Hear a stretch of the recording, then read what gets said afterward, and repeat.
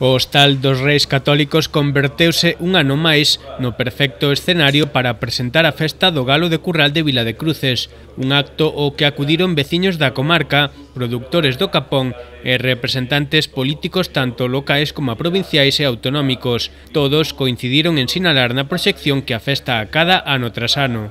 Se houbera que decir que cal foi a festa que en poucos anos máis consolidación tuvo na provincia de Pontevedra, en Galicia, sin lugar habría que facer referencia á festa do Galo de Curral por ese denodado traballo de Suso Otero e o seu equipo, porque se dou conta de algo tremendamente importante para un pobo, e é que os povos, para estar situados no mapa, teñen que ter unha imaxe de marca.